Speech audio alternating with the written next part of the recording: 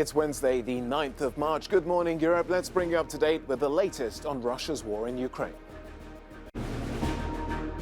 Russia promises another temporary ceasefire. Thousands have been evacuated from Sumy, but civilians in Mariupol remain trapped. The US announced a total ban on Russian energy imports. The UK says it will phase out its use of Russian oil, while the EU plans to reduce demand by 2/3. Ukraine's President Zelenskyy channels Churchill in a powerful address to the UK House of Commons. He says his country will fight to the end and calls on MPs to support a no-fly zone. Russia has announced a further ceasefire for this morning, saying it's ready to provide evacuation corridors from Kyiv, Chernihiv, Sumy, Kharkiv and Mariupol, along with other towns negotiated with the Ukrainian side. Yesterday's attempts to help civilians leave areas under bombardment had mixed results. Around 5,000 people were evacuated from the city of Sumy, where 21 civilians were killed on Monday night, and they are being taken to Poltava. This evacuation includes 1,700 foreign students. But buses sent to evacuate civilians from Mariupol returned empty. Russian troops are said to have fired on the Ukrainian convoy, which was carrying humanitarian aid, but was then supposed to have ferried people out on the return journey. The bombardment of Mariupol, which is a city of 430,000 people, has been relentless, and scores are thought to have died. The city has been without water, heat, sanitary systems and phone services for several days. The situation there has been described as catastrophic. Why shouldn't I cry? I want my home. I want my job. I'm so sad about people and about the city, the children.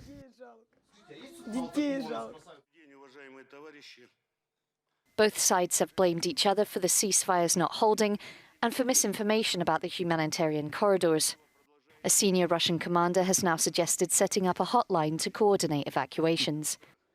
Meanwhile, Russia stepped up its night shelling of Kyiv suburbs. Families are continuing to seek shelter in the capital's metro stations. Russian forces are thought to be preparing for an assault on the capital in the coming 24 to 96 hours.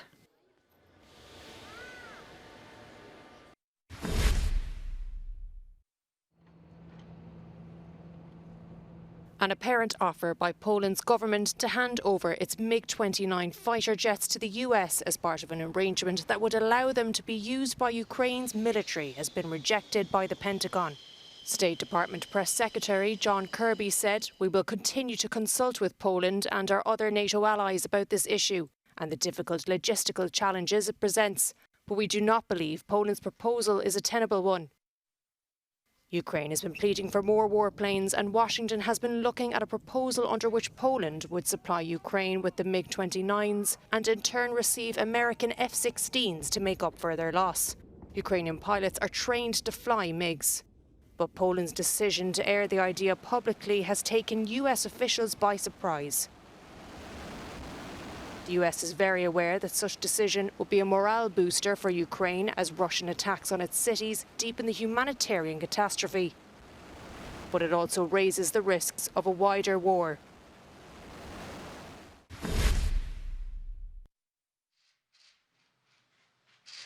Speaking from the White House on Tuesday, US President Joe Biden announced a ban on all imports of Russian oil and gas energy. Bolstered with bipartisan support, Biden said this decision will strike another powerful blow to Putin's war machine. Today, I'm announcing the United States is targeting the main artery of Russia's economy. We're banning all imports of Russian oil and gas and energy. Also on Tuesday, a statement was released on Twitter by British Business Secretary Kwasi Kwarteng, in which he said the UK will phase out the import of Russian oil and oil products by the end of 2022, adding that the transition will give the market, businesses and supply chains more than enough time to replace Russian imports. 2 weeks ago, President Biden said that he wanted to limit the pain the American people are feeling at the gas pump. But prices have been steadily rising since the conflict began, and topped $4.06 a gallon on Monday. The markets reacted immediately. When the president walked into the briefing room to make his announcement, the benchmark price for oil here in the United States, West Texas Intermediate crude, began to shoot up and now is trading just under $127 a barrel. This announcement comes on the same day that the retail price of gasoline in the United States hit its highest level ever, just under €1 per liter. So there is domestic tension, but Joe Biden told the American people from the White House today that he's always told them there was going to be cost, there was going to be pain involved in this, but this is largely a function of markets. The United States is mostly self-sufficient in petroleum-based products, so this has to do with the operation of speculation rather than the actual supply of oil. Russia constituted about 600,000 barrels a day of American supply, but this is a giant country with a giant thirst for oil, using about 18.5 million barrels per day. So this is a function of the markets, but they're not going to go down anytime soon. Meanwhile, the Kremlin says that the US is trying to monopolize Europe's energy market. Euronews correspondent Galina Polanskaya has more. The Speaker of the Russian State Duma, the lower house of Russian Parliament, Vyacheslav Volodin, in Telegram accused Washington of pushing Europe to abandon Russian oil and gas. He said that actually the United States want to occupy the European market, and said that it will be the European people and companies who will have to pay for that. He also accused Washington and Brussels for pushing the international companies to leave Russia, and said that it will be Russia who will win, because it will make sure that those places are being occupied by Russian companies, and those who left will it will not be easy for them to come back. And we have heard also that President Putin today signed a decree. He asked the government to determine in 2 days the list of the states where certain products and raw materials will not be imported anymore from Russia. It will be prohibited. On Tuesday, Ukrainian President Volodymyr Zelenskyy delivered a powerful and defiant statement as he made a historical address to the UK House of Commons live from the Ukrainian capital, Kyiv. Channeling Winston Churchill's iconic "We shall fight them on the beaches" wartime speech in June 1940, he said Ukrainians will fight against Moscow's forces on land, sea and in the air. We don't want to lose what we have, what is ours, our country, Ukraine, just the same as you didn't want to lose your country when Nazis started to fight your country and you had to fight for Britain. Britain and our allies are determined to press on with supplying our Ukrainian friends with the weapons they need to defend their homeland as they deserve. And we will employ every method that we can, diplomatic, humanitarian and economic, Mr. Speaker, until Vladimir Putin has failed in this disastrous venture and Ukraine is free once more.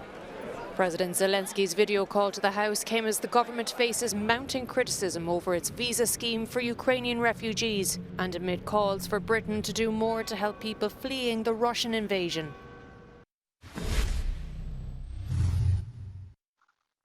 Well, after that historic and moving address from President Zelenskyy to the House of Commons on Tuesday, in which he thanked the UK for the support they had received from the British people, but also called for Britain to go further, renewing that call for help, particularly with the skies, the Prime Minister Boris Johnson will have to face MPs at PMQs later on today. Now, all of the opposition parties signalled clearly over the past couple of days and yesterday at Zelenskyy's address that they're completely on board with supporting the people of Ukraine by whatever means deemed necessary by the government. But there are criticisms when it comes to the actions taken on refugees. Now, the UK obviously has control of its borders post-Brexit. It wasn't ever in the free movement zone.